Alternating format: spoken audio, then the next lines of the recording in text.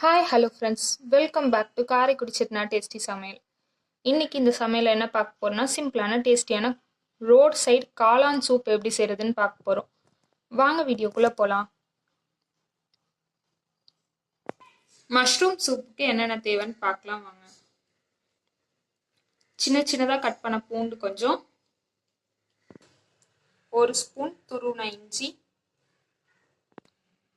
ஒரு பெரிய வெங்காயம் சின்ன சின்னதாக கட் பண்ணி வச்சுக்கோங்க, 200 கிராம் காளான சின்ன சின்னதாக கட் பண்ணி வச்சுருக்கோம், கொஞ்சம் கொத்தமல்லி. அடுப்பு ஆன் பண்ணி சட்டி வச்சு எண்ணெய் ஊற்றிக்கோங்க, இல்லைன்னா வெண்ணெயும் சேர்த்துக்கலாம். அது நல்லா ஹீட் ஆனோடனே பூண்டு சேர்த்துக்கோங்க. இதை நல்லா வதக்கிக்கோங்க.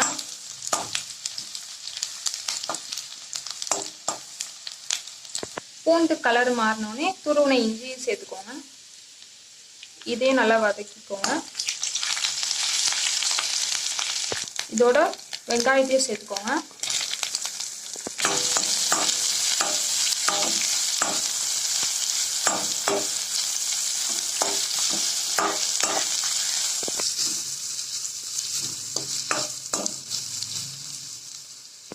வெங்காயம் நல்லா வதங்கிடுச்சு. இதோட கட் பண்ணி வச்ச மஷ்ரூமை சேர்த்துக்கோங்க. இதை நல்லா கிளறி விட்டுக்கோங்க.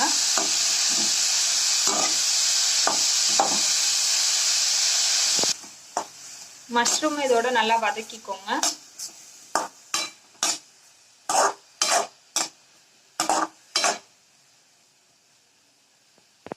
காளான் நல்லா வதங்கினோடனே தேவையான அளவு இதில் உப்பு சேர்த்துக்கோங்க. ஒரு ஸ்பூன் ஜீரகத்தூள் சேர்த்துக்கோங்க. ஒரு ஸ்பூன் மிளகுத்தூள் சேர்த்துக்கோங்க. அரை ஸ்பூன் கரம் மசாலா சேர்த்துக்கோங்க. இது எல்லாத்தையும் நல்லா மிக்ஸ் பண்ணிக்கோங்க.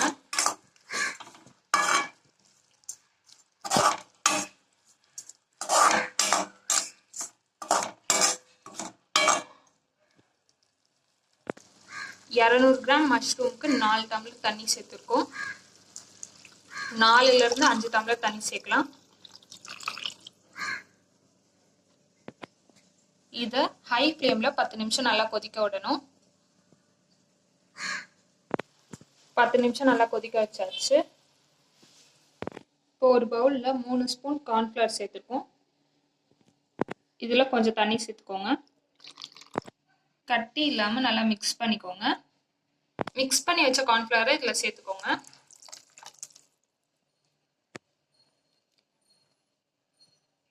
இதை 2 நிமிஷம் கொதிக்க வச்சுக்கோங்க. இப்போ திக்னஸ் கிடைக்கும். 2 நிமிஷம் நல்லா கொதிக்க வச்சாச்சு. இது மேல கொத்தமல்லி தூவிக்கோங்க.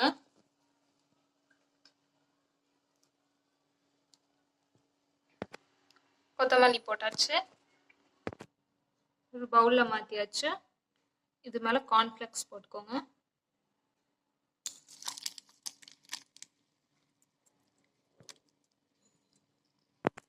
அவ்வளோதான், சிம்பிளான டேஸ்டியான காளான் சூப் ரெடி. இந்த வீடியோ உங்களுக்கு பிடிச்சிருந்துச்சுன்னா லைக் பண்ணுங்க, ஷேர் பண்ணுங்க, கமெண்ட் பண்ணுங்க, மறக்காம சப்ஸ்கிரைப் பண்ணுங்க. பக்கத்தில் இருக்க பெல் ஐக்கானையும் கிளிக் பண்ணுங்க. அப்போதான் நாங்கள் போகிற வீடியோ உங்களுக்கு உடனே நோட்டிஃபிகேஷனாக வரும்.